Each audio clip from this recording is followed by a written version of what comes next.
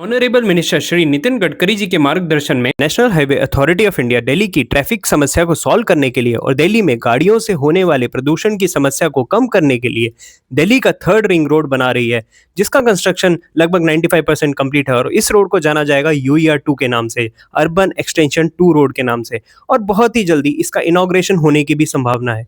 और इनॉग्रेशन के बाद UER 2 दिल्ली का फास्टेस्ट रोड बन जाएगा, क्योंकि UER 2 के मेन कैरेज वे पे गाड़ियां 100 किलोमीटर पर आवर की स्पीड से चल पाएंगी, वो भी इंटीरियर दिल्ली के अंदर। UER 2 एक फ्यूचर प्रूफ रोड होगा, क्योंकि इसका कंस्ट्रक्शन काफी सूझबूझ से किया है। दिल्ली के एग्जिस्टिंग रिंग रोड पर हर तरह का ट्रैफिक होता है, चाहे वो ई रिक्शा हो, ऑटो रिक्शा हो, चाहे वो स्लो मूविंग ट्रैफिक हो। पर UER 2 पे ग्रेड सेपरेटेड और एक्सेस कंट्रोल्ड फीचर्स हैं, जिसकी वजह से लोकल ट्रैफिक सर्विस लेन पे मूव करेगा और फास्ट ट्रैफिक मेन कैरेजवे पे मूव करेगा।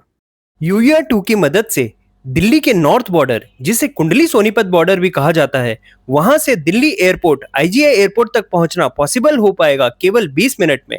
क्योंकि आपको फिर से याद दिलाएं, UER 2 दिल्ली का फास्टेस्ट रोड होगा, जहां पे गाड़ियां 100 किलोमीटर पर आवर की स्पीड से दौड़ेंगी।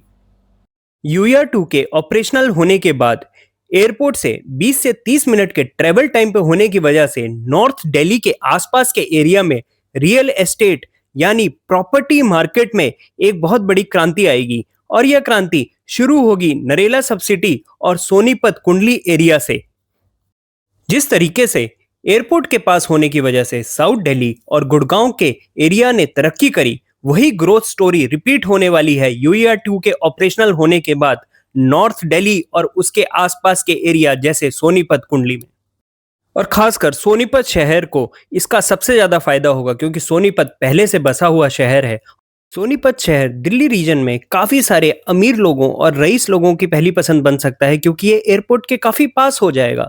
और रिच लोग हमेशा प्रेफर करते हैं ऐसी लोकेशन में रहना जो एयरपोर्ट के पास हो, ताकि वो बाई एयर डोमेस्टिक और इंटरनेशनल ट्रैवल इजीली कर पाएं। UER 2 के इनॉग्रेशन होने के बाद ही सोनीपत के रियल एस्टेट मार्केट में इन्वेस्टमेंट की एक न्यू वेव आने वाली है। सोनीपत रियल एस्टेट मार्केट की सबसे खास बात यह है कि सोनीपत में जितने भी नए सेक्टर बसाए गए हैं और बसाए जा रहे हैं, उन्हें बहुत ही प्लान्ड वे में बसाया जा रहा है। और इसकी डेवलपमेंट हो रही है सोनीपत कुंडली मास्टर प्लान 2031 के अकॉर्डिंग। और ये प्लान सेक्टोरल डेवलपमेंट उसी तरीके से है जिस तरीके से चंडीगढ़ और गुड़गांव में सेक्टर्स को बसाया गया था।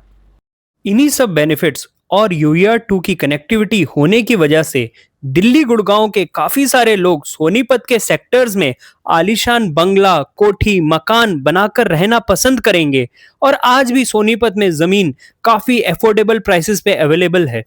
सोनीपत में बिजनेस अपॉर्चुनिटीज अनलिमिटेड हैं। सोनीपत नॉर्थ इंडिया का एक मेजर एजुकेशन हब है और यहाँ पे इंडिया की काफ़ी सारी टॉप यूनिवर्सिटीज़ हैं, जैसे कि Ashoka university, Jindal university, world university of design, IIT Delhi Sonipat campus etcetera. अगर कोई बिजनेस पर्सन अच्छे से प्लान करे तो सोनीपत में एजुकेशन सेक्टर से रिलेटेड सर्विसेज का बिजनेस काफ़ी अच्छा ग्रो कर सकता है। और UER 2 के ऑपरेशनल होने के बाद तो सोनीपत की एजुकेशन सिटी वर्ल्ड लेवल पे अपनी एक नई पहचान बना देगी। सोनीपत में फूड एंड डाइनिंग सेक्टर से रिलेटेड भी बहुत सारी बिजनेस अपॉर्चुनिटीज़ हैं। नॉर्थ इंडिया में तो मूर्थल वैसे ही बहुत फेमस लोकेशन है और मूर्थल का खाना तो सबको पसंद आता है। UER 2 ऑपरेशनल होने के बाद सोनीपत के फूड सेक्टर में बिजनेस अपॉर्चुनिटीज़ और बढ़ेंगी, क्योंकि गुड़गांव से भी लोग 40-45 मिनट ट्रैवल कर कर मूर्थल खाना खाने आया करेंगे। और अगर आप स्मॉल, मीडियम या लार्ज स्केल बिजनेस सेटअप करने का सोच रहे हैं तो सोनीपत में एग्जिस्टिंग इंडस्ट्रियल एरिया जैसे कुंडली इंडस्ट्रियल एरिया, राई, बरहई एंड खरखौदा इंडस्ट्रियल एरिया जैसी लोकेशन दिल्ली NCR की बहुत अच्छी लोकेशन है। यहाँ automobile, food processing, textile, electronics जैसी काफ़ी सारी इंडस्ट्रीज ऑलरेडी ऑपरेशनल है। हमारा सुझाव यह है कि एक बार घर से निकलें और UER स्टार्ट होने से पहले नॉर्थ दिल्ली एंड सोनीपत में देख के आएं कि किस लेवल की प्रोग्रेस हो रही है, क्योंकि UER स्टार्ट होने के बाद तो इन एरियाज़ में इन्वेस्टमेंट्स की बाढ़ आ जाएगी और फिर हो सकता है कि उसी हिसाब से यहाँ पे दाम भी बढ़ जाए।